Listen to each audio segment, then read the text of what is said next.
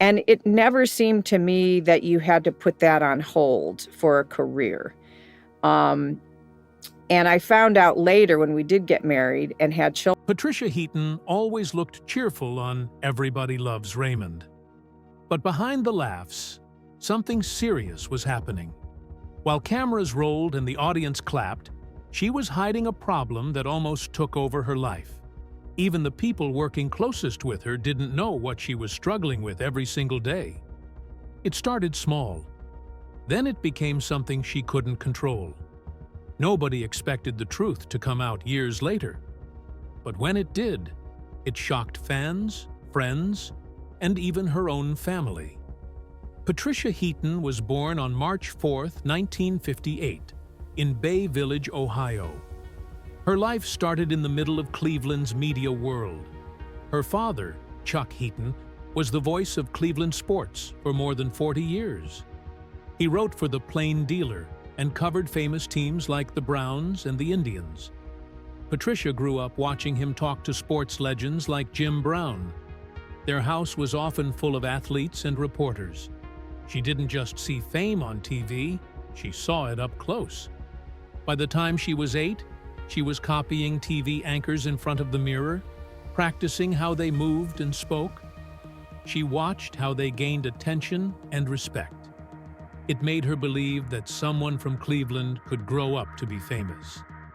Even as a little girl, Patricia didn't like being in the background.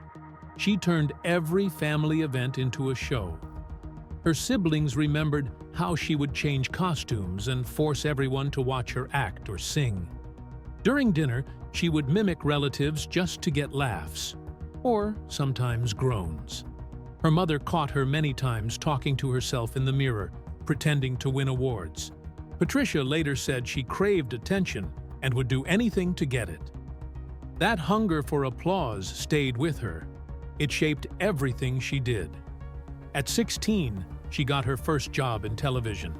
Her father's media contacts helped her land a behind-the-scenes role at WWS-TV, Cleveland's ABC station. She worked early morning shifts, arriving at 5 to help prep the news. She ran the teleprompter, handed out scripts, and made coffee for the anchors. It shocked her to see how messy and unprepared things were behind the camera. The same people who seemed smooth on TV often messed up in rehearsals. She realized that TV wasn't about being perfect. It was about being real. She learned fast, picking up skills in lighting, timing, and camera angles. Even though she made only $3.25 an hour, the experience showed her that she could belong in the entertainment world. In 1982, when she was 24, Patricia left Ohio. She packed up her old Honda Civic, took $800 in savings, and drove to New York. Her family didn't understand why. They thought she would stay in Cleveland, get married, and live a safe life. Instead, she rented a $400 a month studio in Hell's Kitchen. She shared a bathroom with 3 strangers and slept on a mattress on the floor. Her first night, she heard shouting, sirens, and what sounded like gunshots. She cried on the phone with her mother and said she had made a mistake, but she didn't go home. She kept walking around Times Square, staring at the theater signs, trying to imagine her name on one. She took whatever jobs she could to survive. She waited tables at a restaurant in Greenwich Village. She worked at Bloomingdale's selling makeup. She did telemarketing to sell magazine subscriptions. All 3 jobs together barely brought in $150 a week. She ate ramen noodles and took leftover food from restaurant shifts. She spent her last $300 on acting classes at the William Esper Studio. The school was known for being intense.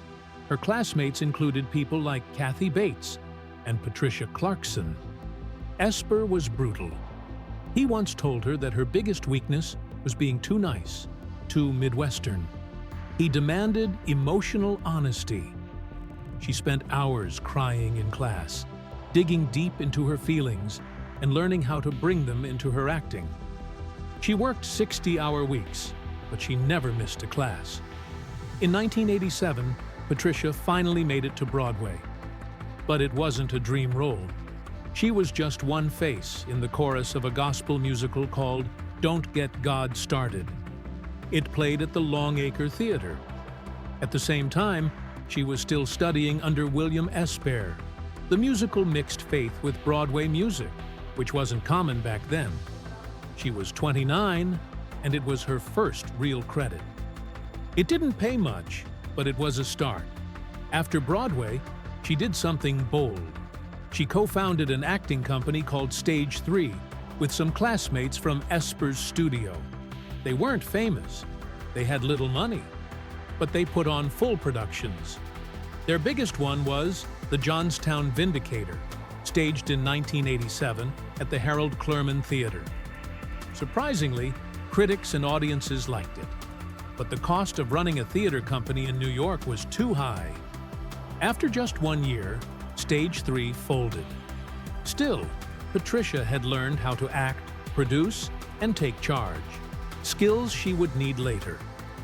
In 1989, the group took a huge gamble. They moved their play all the way to Los Angeles. It was a crazy idea. New York actors didn't go to LA to do theater. The move cost a lot. They had to find a venue, house the cast, and promote the play in a city that didn't really care about stage shows. But casting agents came, and one of them noticed Patricia. That's how she landed a role on 30-something, appearing in 6 episodes between 1989 and 1991. That one move from New York changed her life.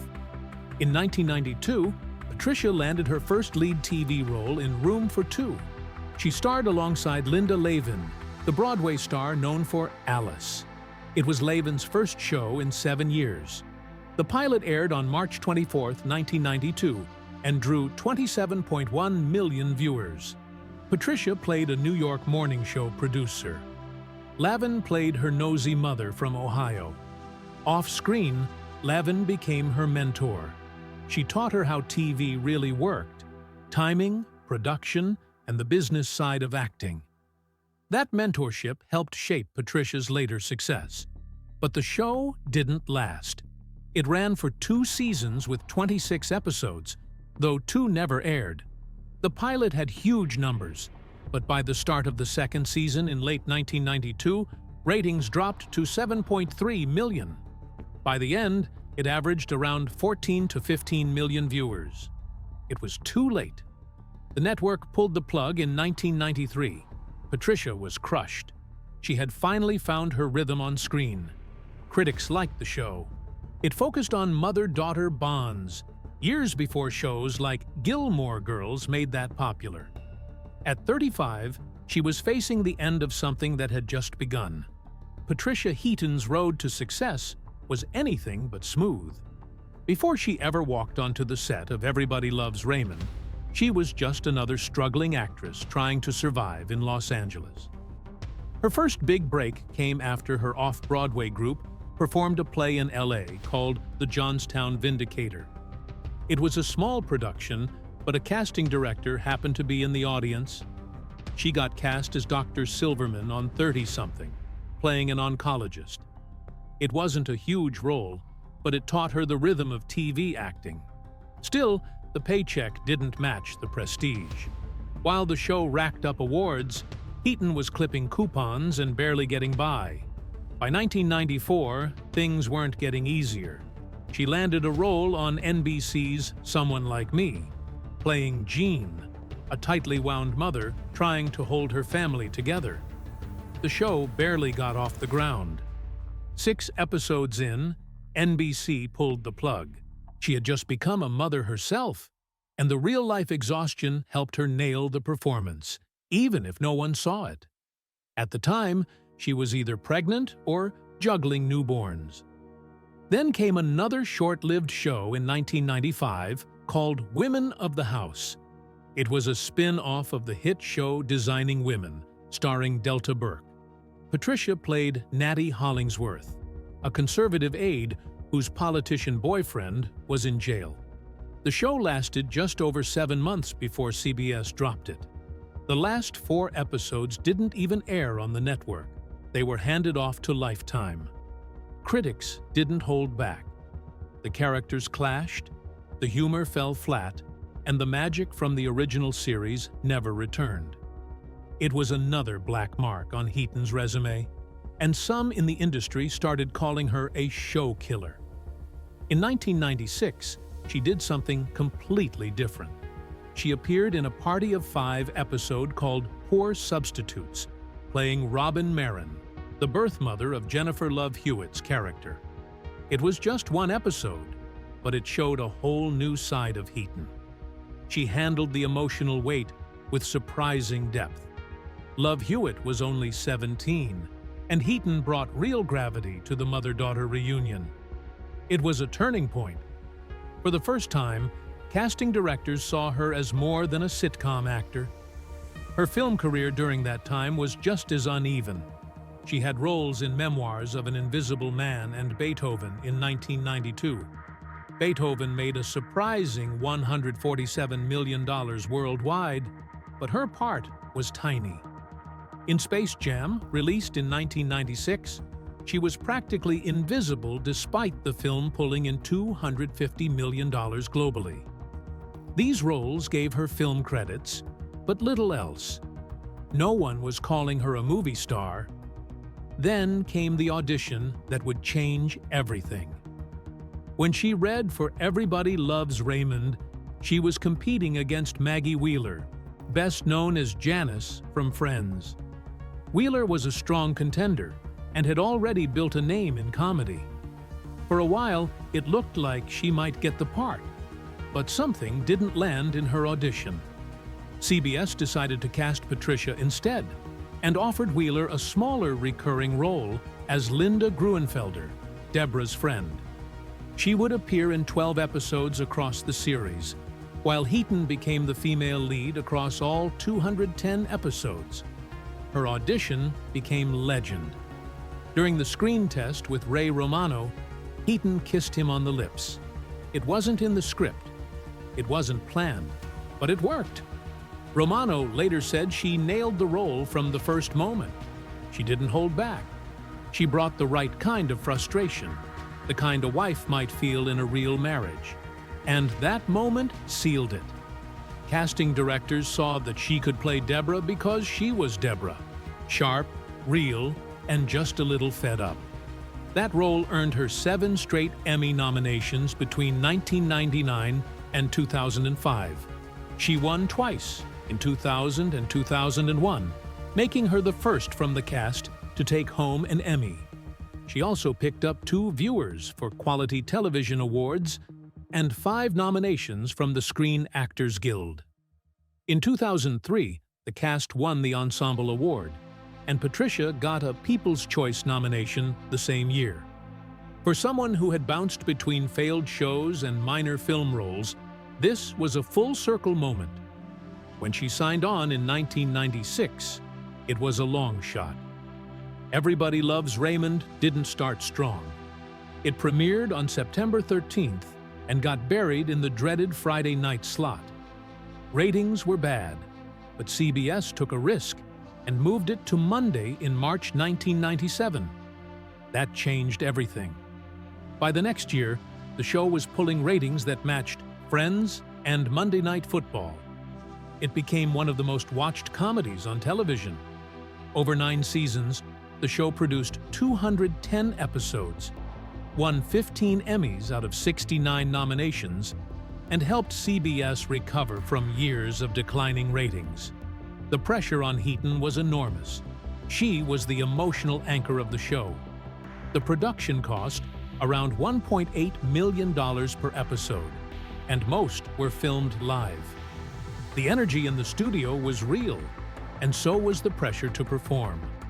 CBS was counting on this show to help fix its primetime slate, and it worked. Heaton helped bring authenticity to the sitcom format. Her chemistry with Romano was so believable that audiences felt like they were watching a real marriage unfold. By the end, Everybody Loves Raymond wasn't just a hit show. It was a cornerstone of late 90s and early 2000s television. TV Guide ranked it number 60 among the best shows of all time, and Rolling Stone placed it at 35 on its list of greatest sitcoms. For Patricia Heaton, that one kiss during an audition turned into the opportunity of a lifetime.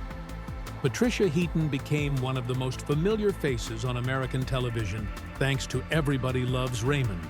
But behind the laughter was a life full of pressure, exhaustion, and hidden struggles.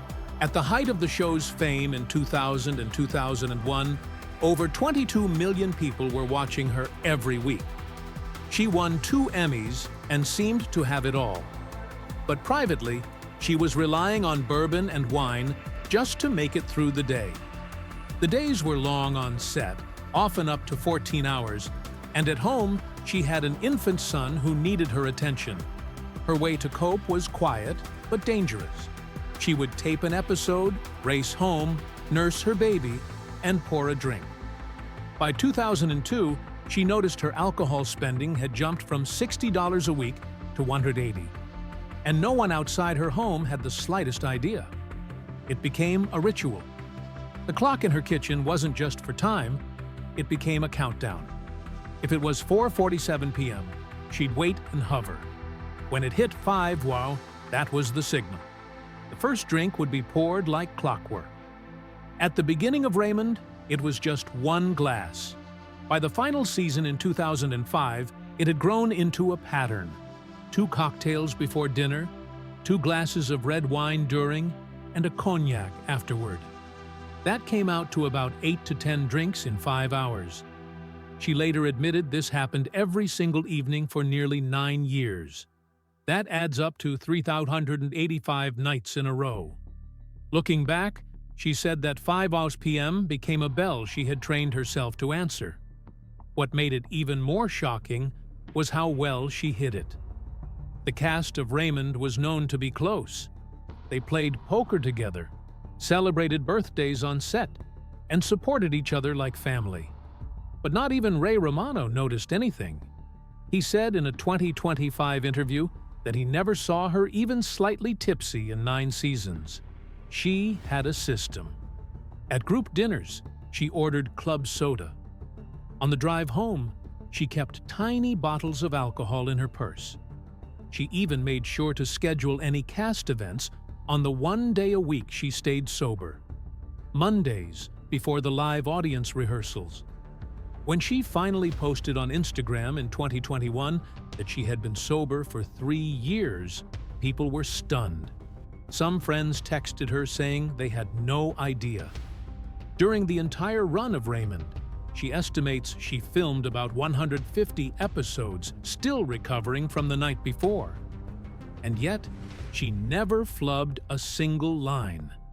As if the personal challenges weren't enough, she was also dealing with being one of the few outspoken conservatives in Hollywood. She campaigned publicly for McCain in 2008 and Romney in 2012, in an industry where only about 28% of donations go to Republican candidates. That made her a target. She remembers being ignored at Emmy parties in 2005 just because she wore a small pro-life pin. Agents told her she could lose 30% of her job offers if she kept tweeting her opinions. And then it happened. Between 2013 and 2017, she didn't land a single lead role in a series. She partly blamed the political backlash. The isolation pushed her further toward alcohol. She wrote in her journal that she needed a glass of courage just to attend events. She later joked that being a Catholic conservative in Hollywood felt like walking into a vegan potluck wearing a MAGA hat. But while the outside world saw a star, Patricia was balancing something much more complicated: marriage, motherhood, and a demanding career. In 1990, she married David Hunt, a British actor and director. Their wedding in New York was small, blending CBS casting agents and struggling Broadway waiters. But behind the scenes, they made a second commitment. They quietly registered a production company called 4 Boys Entertainment, a name they would later live up to, because they went on to have exactly 4 sons. The company eventually helped launch Carol's second act in 2019, with David directing and Patricia starring. Most Hollywood marriages fall apart quickly. The average lasts just over 8 years. Theirs has lasted 34.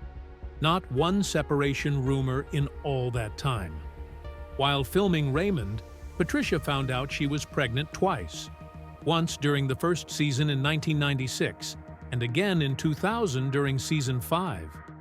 But CBS didn't want her character, Deborah Barone, to be visibly pregnant. So the crew got creative. They hid her bump behind laundry baskets, grocery bags, and chopping boards. The camera angles were carefully chosen to keep her belly out of frame. Full-body shots were trimmed by nearly half. But this wasn't new to her.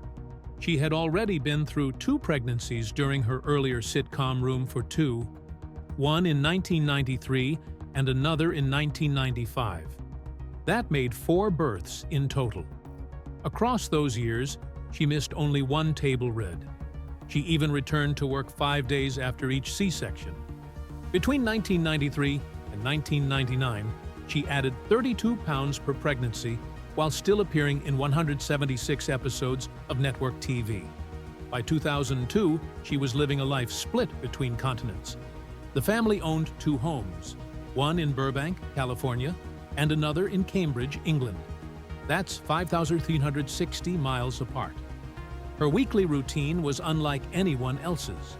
She filmed in Los Angeles during the week, boarded an overnight flight Friday night, landed in London by Saturday morning, and was in Cambridge by afternoon, just in time to watch her sons play football. She did this loop 18 times a year, racking up 200,000 air miles annually. That's the same as circling the Earth 8 times. She kept 2 wardrobes and 2 sets of scripts, one for each house. The kitchen clock in Cambridge was permanently set to Pacific time, so her boys could wave goodnight to the Raymond crew at 2 a.m. their time. Patricia Heaton had always been known for her warmth on screen, the relatable mom who made millions laugh. But behind closed doors, she was facing something much darker. During Thanksgiving of 2018, at the age of 60, she hit a breaking point. She had flown to Nashville to visit 3 of her 4 sons, and with 10 people around the table that day, no one expected things to spiral. From the moment she started cooking, she began drinking red wine. She didn't stop for more than 12 hours. While others played board games or cleaned up after the meal, she just kept refilling her glass. Her sons, Samuel, John, and Joseph, were there. And they saw it all. What made it worse was how familiar this had become. Since the end of her time on Everybody Loves Raymond in 2005, Patricia had fallen into a routine of drinking every evening. At first, it was just a cocktail at 5. Then it was cocktails at lunch, wine during dinner, and drinks after. She admitted she had never done that before, but now it was normal. And on that Thanksgiving, things became undeniable. At one point during the gathering, Patricia tried to speak, but the words wouldn't come out. Her speech was so slurred she couldn't even finish a sentence. That's when one of her sons looked at her and said, "Oh, great, Mom, you can't even talk." The words hit her like a slap. All the hiding, all the pretending fell apart in front of the people who mattered most. Her sons were grown men by then, in their mid-20s, fully aware of what was happening. That one moment broke something in her. She later said she felt so humiliated, she knew immediately that something had to change. And so, she stopped. Just like that. No slow tapering off, no rehab, no plan. She decided to quit cold turkey. And she did. It wasn't her first attempt. She had tried once before and only lasted 8 hours before drinking again at dinner. But this time was different. Her usual drinks included bourbon, vodka, and Maker's Mark, liquor that, as she described it, made her feel good, from your head to your toes. But that night in Nashville made it all feel like poison. 2 years later, in July 2020, Patricia spoke publicly for the first time about her decision to stop drinking. She had stayed sober since July 2018, and she told Parade magazine that she missed alcohol terribly, but she felt better without it. She also mentioned a statistic that had haunted her. Women who drink moderately in their 30s and 40s often become alcoholics in their 50s and 60s. That stuck with her. With her sons starting their adult lives, she thought about her future grandchildren. She didn't want to be foggy and unstable. She wanted to be sharp, healthy, and fully present. A huge part of her success came from her Catholic faith. Patricia was raised in Cleveland in the 1950s and early 60s, in a deeply traditional Catholic household. She said her faith gave her a way to make sense of failure and suffering. She believed setbacks could be part of God's plan, and that pain could transform character.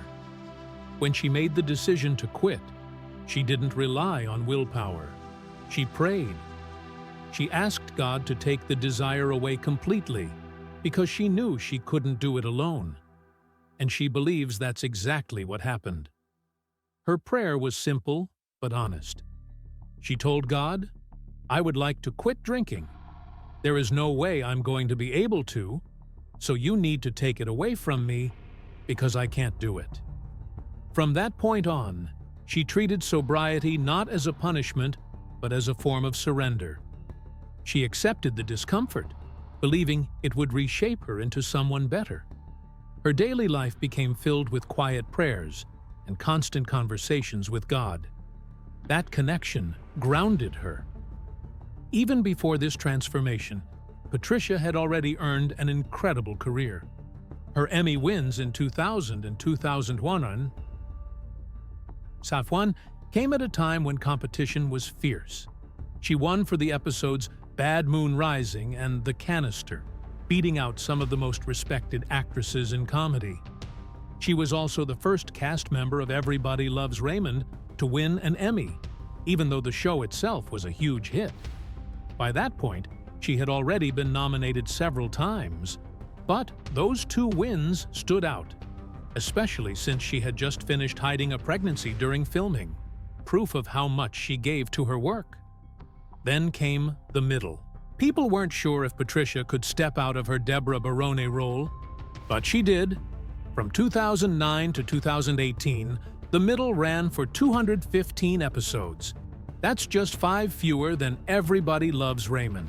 She played Frankie Heck, a mother trying to juggle work and family in the Midwest. The show was a critical success and earned her a nomination for Best Actress in a comedy series from the Critics' Choice Awards. Few actors ever managed to headline one successful sitcom, let alone 2 that last nearly a decade each. Patricia did it. In 2012, she received her star on the Hollywood Walk of Fame. It was the 2,122nd star, placed on 6533 Hollywood Boulevard. Her co-stars from both Everybody Loves Raymond and The Middle were there. Ray Romano, Brad Garrett, Doris Roberts, Neil Flynn, and Atticus Schaffer stood beside her. During her speech, she joked about having the 3 best husbands, which makes me an honorary Mormon, reminding everyone that her humor was still intact. It had been 20 years since she moved to Los Angeles at age 30 without an agent, and now she was being honored for a television career that had outlasted most.